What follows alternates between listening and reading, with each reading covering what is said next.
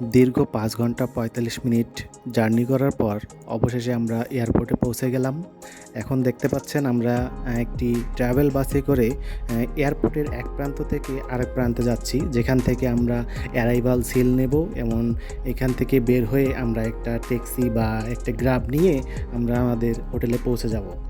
তো এখানে দেখতে পাচ্ছেন যে এয়ারপোর্টের ভিতরটা কত সুন্দর, চারিদিকে পরিবেশটা অনেক সুন্দর। তো বন্ধুরা, তোমাদের সবাইকে অনেক অনেক শুভেচ্ছা ও অভিনন্দন। দেখতে পাচ্ছ যে আমরা এখন এয়ারপোর্টের ভিতরে, আমরা অল্প কিছুক্ষণের মধ্যে অ্যারাইভাল সেকশনে পৌঁছে যাব। এমনকি সেখান থেকে বেরিয়ে একটি ট্যাক্সি বা একটা গ্র্যাব নেব, নিয়ে আমরা আমাদের কাঙ্ক্ষিত সেই হোটেলের উদ্দেশ্যে রওনা করব। ইতিমধ্যে আমরা দেখতে পাচ্ছি আকাশে অনেক মেঘ করছে, হয়তো বা বৃষ্টি হতে পারে। ওয়েদারে আমরা দেখলাম যে আজকে কুয়ালালামপুর শহরে বৃষ্টি হবে। তো আমরা আশা করতেছি যে বৃষ্টিটা যেন না হয়, তাহলে আমরা একটু ভালোভাবে ঘুরতে পারবো। তো আজকে ইউএস বাংলার যে জার্নিটা, এটা অনেক সুন্দর ছিল। আকাশ অনেক গুড়ি গুড়ি মেঘ ছিল, আমরা মেঘ দেখতে দেখতে চলে আসছি। তো আমরা কিছুক্ষণ পর দেখাবো যে বিমানের মধ্যে আমাদের কী খাবার দিয়েছিল। মাশাআল্লাহ, আলহামদুলিল্লাহ, সব খাবারই খুব ভালো ছিল।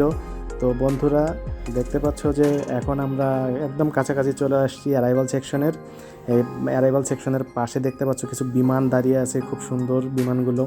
এমনকি এয়ারপোর্টটা অনেক বড়, অনেক বড়, চারিদিকের এরিয়াটা অনেক বড়। 2024 এই ট্যুরে আমরা তোমাদের দেখাবো কুয়ালালামপুর শহরের দর্শনীয় স্থানগুলো। তো আমাদের সাথে থাকো, আমাদের চ্যানেলটিকে সাবস্ক্রাইব করো, এমনকি নেক্সট ভিডিওগুলোও দেখার জন্য অবশ্যই বেল বাটনে ক্লিক করে রাখবে, তাহলে অতি সহজেই তোমরা নেক্সট ভিডিওগুলো দেখতে পাবে। আজকে বিমানে খাবারে ছিল বিরিয়ানি, গরু মাংসের কালাভুনা, সাথে ছিল এক বাটি পায়েস, এমনকি কোক এবং ঠান্ডা পানি তো থাকবেই। তো মাশাআল্লাহ, আলহামদুলিল্লাহ, খাবারটা অনেক ভালো ছিল। সবাই দেখেন কি মজা করে খাচ্ছে আমাদের টিমের। এয়ারপোর্টে আমরা একটি গ্র্যাব কল করেছি, গ্র্যাবেও এখন আমরা আমাদের হোটেলের উদ্দেশ্যে রওনা করলাম।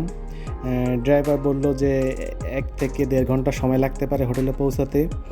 যদি রাস্তায় কোনো জ্যাম না থাকে তাহলে আমরা আরও একটু আগে পৌঁছাতে পারি। তো দেখতে পাচ্ছ যে আকাশে অনেক মেঘ জমছে, যে কোনো সময় বৃষ্টি হতে পারে। তো পরিবেশটা অনেক সুন্দর লাগতেছে মোটামুটি, কিন্তু আশেপাশে কোনো মানুষ দেখতে পাচ্ছি না। তো বন্ধুরা, আমরা হোটেলে পৌঁছে চেষ্টা করব যে আশেপাশের প্লেসগুলো দেখার জন্য। তো বন্ধুরা, আমি খুব শীঘ্রই নতুন ভিডিও নিয়ে তোমাদের সামনে চলে আসব।